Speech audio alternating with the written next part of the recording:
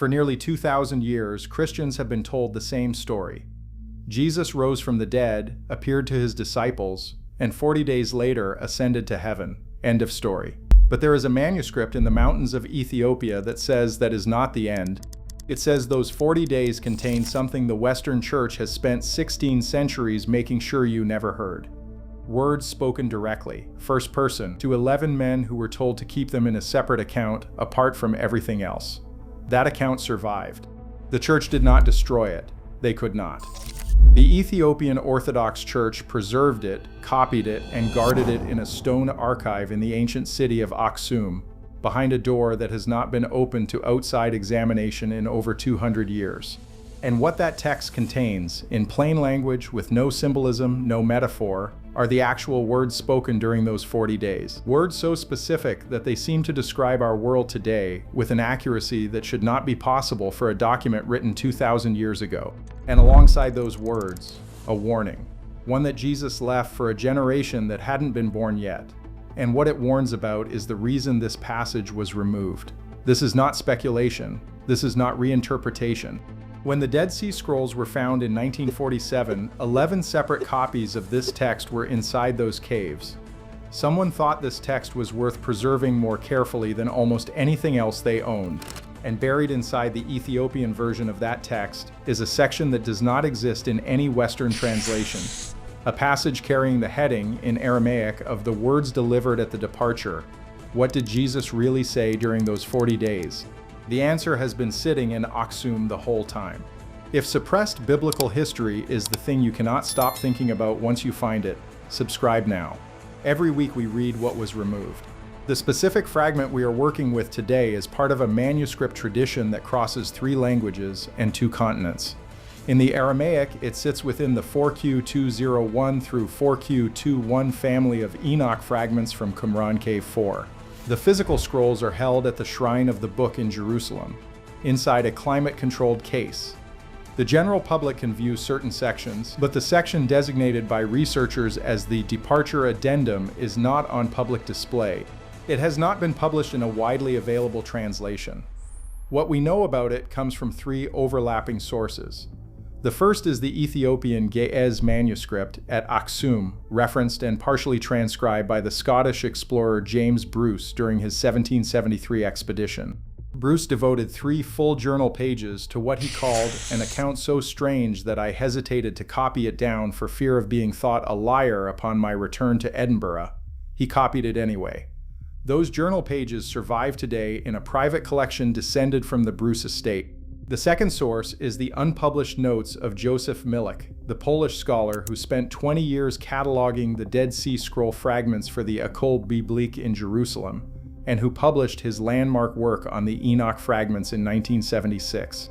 Colleagues who worked alongside Milik have said in recorded interviews that his original notes referenced a subsection he labeled only as the conversation at the departure, and that this section was absent from the 1976 publication without any explanation. The third source is a series of fragment photographs held in the Schoyen collection in Oslo, one of the largest private manuscript collections in the world. Several Enoch-related fragments in the Schoyen holdings have not been published in full. Lorenz Stuckenbrook, professor of New Testament and Second Temple Judaism at Ludwig Maximilian University in Munich, has acknowledged in academic papers that portions of the Enoch manuscript tradition remain that scholars have not been able to fully contextualize within any known Second Temple theological framework. The departure text sits at the center of that unresolved puzzle. This is not speculation. This is not a reinterpretation of something symbolic or poetic. What the text says, it says plainly. Ancient scribes wrote it down with the same matter-of-fact tone you would use to write a maintenance log. No drama, no embellishment, just this happened, these words were spoken, write them down. And what the words say, when you break them into their 4 distinct elements, is something the Church worked very hard to keep out of Western hands. The text begins with this. The opening line of the words delivered at the departure section, preserved in both the Ethiopian Ge'ez manuscript and in the Aramaic fragment tradition, translates as, "Do not be afraid of what I tell you now, for it was sealed before the foundations of the world were set, and the sealing was always meant to be broken." The figure speaking, the text does not name him, but the context throughout the surrounding passage makes the identity unmistakable, says that the words he is about to deliver were kept hidden deliberately, not lost, sealed. And the sealing was always designed with an expiration. There was always a moment when these words were supposed to emerge. The text says the moment of release would be identified by a single sign, the generation that holds the words of all ages in a single hand. Stop there. Read that phrase again. The words of all ages in a single hand. For 23 centuries, that line meant nothing practical. It was assumed to be metaphorical, figurative, something the ancient mind reached toward without being able to name. Then the internet arrived. Then smartphones arrived. And suddenly every banned text, every removed gospel, every Dead Sea Scroll photograph, every restricted Enoch fragment that has ever been digitized, all of it sits in a device that fits in your palm.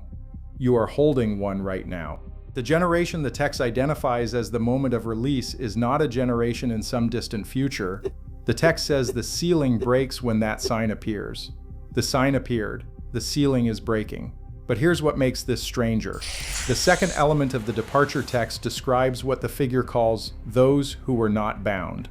In the Book of Enoch, the Watchers, the beings who descended to earth and corrupted human knowledge before the flood, were imprisoned after judgment. Chapters 10 through 16 of Enoch describe their confinement in precise detail. The departure text, however, introduces a category the standard Enoch tradition does not address. Some, the text says, were not imprisoned.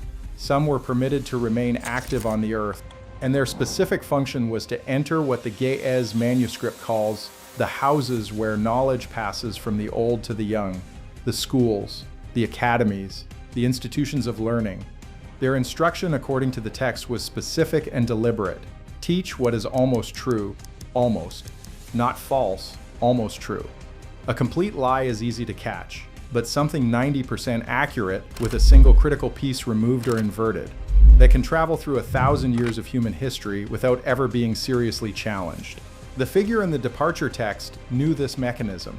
He named it directly. He said the almost true teaching would be the primary tool of the concealment, not fire, not persecution, not the destruction of documents.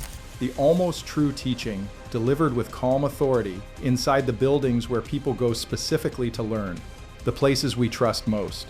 And this is where it gets disturbing. The third element is the passage that causes the most sustained silence among scholars who encounter this text. The figure says the concealment he is describing will have a fixed duration. He places it, in the Aramaic version, at 70 generations of men. 70 generations is not a poetic approximation. It functions here the way a prison sentence works on a court document, a defined term with a defined release condition, written down the same way a judge writes 25 to life. The ancient world counted a generation at 40 years. That is the consistent measure used across the Enoch text, across the Dead Sea Scrolls, and across the broader Second Temple Jewish tradition. Run that count from the 1st century CE, when these words were first suppressed, and the 70 generation period closes inside the century we are currently living in. Not a century ahead, this one. What modern readers don't realize is this. The Aramaic fragment and the Ge'ez manuscript both preserve the same count, 70 generations. Two manuscript traditions separated by a continent, operating in different languages, independently arriving at the same specific figure.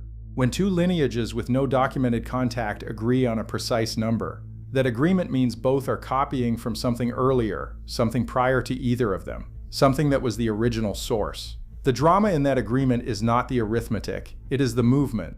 Move the starting point forward by even a single century, and the count slides. Move it back, and it slides the other way. The departure text anchors its count to the moment of first suppression, and the moment of first suppression is documented history. The count is not mysterious, it is specific. It lands where it lands. Now here's where it gets active. The fourth element is the one that stopped Joseph Mielik from publishing this section in 1976. According to colleagues who reviewed his draft materials, the passage contains a physical description of the sign accompanying the generation of access. Not a spiritual sign, not metaphorical, physical, something visible in the world. The Ge'ez text uses a phrase that translates with reasonable scholarly agreement across multiple translation efforts as a new kind of fire that speaks across all distances at once. In the Enoch tradition, fire consistently describes communication that crosses barriers which should be impossible to cross, between realms, between the living and the dead, between the present moment and distant times. George Nicholsburg, professor emeritus at the University of Iowa and one of the foremost scholars of the Enoch textual tradition, has written at length about the way fire imagery in Enoch describes the transmission of knowledge across impossible distances. A new kind of fire that speaks across all distances at once. That phrase was committed to writing 23 centuries ago. The thing it describes did not exist until the 20th century of human history. Here's what the translators left out. The departure text contains a fifth phrase beyond those four elements, a single line that appears only in the Ge'ez version, absent from the surviving Aramaic fragments, which may indicate it was removed specifically from the Aramaic tradition at some early stage of transmission. The Ge'ez line translates as, "When these things appear together in one generation, the sealed words will no longer be sealable, for the generation itself will become the opening." The generation becomes the opening. Not a key, not a code breaker. The generation itself is the mechanism. The act of this generation reading the banned texts is the act of unsealing them. The reading is the release. In 2019, a research team at the Hebrew University in Jerusalem published a comprehensive linguistic dating analysis of the Aramaic Enoch fragments from Qumran Cave 4. Their findings placed the base composition of the Enoch text in the 3rd century BCE, which means the source material the Qumran scribes copied from was older still, possibly by centuries. Dr. Devorah Demand, a leading Dead Sea Scrolls scholar at the University of Haifa, has published research acknowledging that certain sections of the Ethiopian Enoch corpus do not align with any identifiable Jewish theological framework of the Second Temple period. Sections that appear in her published words to have arrived from a different compositional context entirely. She does not specify which sections. Her papers do not go further. John Collins, professor of Old Testament at Yale Divinity School and a leading authority on the apocalyptic literature of the Second Temple period, has described the Enoch tradition as containing layers of material that predate any other Jewish apocalyptic text we possess. He estimates some compositional layers originating well before the 3rd century BCE. If Collins is right, portions of the departure text may be among the oldest religious documents in human possession, and they are sitting in a sealed room in Aksum. Ephraim Isaac, the Ethiopian-American scholar at Princeton who produced the definitive modern English translation of the Ethiopian Enoch for James Charlesworth's landmark 1983 collection of texts removed from or never included in the Bible, has stated publicly that the Ethiopian manuscript tradition contains sections for which there is no corresponding text in any Western scholarly framework. He was asked in a 2004 interview to specify which sections he meant. He declined.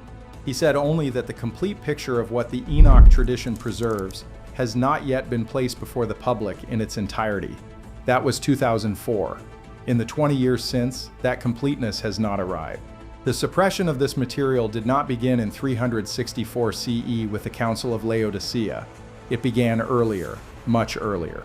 Jerome, producing the Latin Vulgate translation around 400 CE, dismissed the Book of Enoch in his preface as a document of uncertain authorship and sections unfit for the faithful. He named no specific sections. He cited no specific dangers. Augustine, in the early 5th century, argued in City of God that Enoch's visions were demonic in origin. Neither man engaged with the departure text by name. Neither cited it, refuted it, or directly contested its specific claims. They established the broader framework under which the entire Book of Enoch could be set aside, quietly, without examination. The Ethiopian Orthodox Church never accepted that framework. They retained the full text as scripture from at least the 4th century onward. The monks in Aksum do not regard this as a radical act. They regard it as the obvious one. They kept what the text told them to keep. R.H. Charles, whose 1906 English translation remains the standard Western reference, published the Ethiopian Enoch in full, but scholars comparing his translation against the Ge'ez source texts have noted that the section corresponding to the departure addendum is shorter in Charles's English version than in the Ge'ez original by approximately 300 words. Charles did not footnote this. He did not acknowledge the discrepancy anywhere in his critical apparatus. He simply moved to the next chapter. Margaret Barker, British theologian and former president of the Society for Old Testament Study, has written that the Enoch tradition contains the earlier and purer form of theological claims that were later softened or removed from mainstream scripture. She stops short of naming the specific passages, but the direction her work consistently points is the category of text we are examining today. In 2017, a documentary production team applied for access to the restricted manuscript archive at the Aksum Treasury, denied. A second application in 2019, denied again without stated reason. A researcher traveling privately in the region in 2021 reported briefly photographing the exterior binding of a manuscript that physically matched Bruce's 1773 description. The photographs were taken on a mobile phone.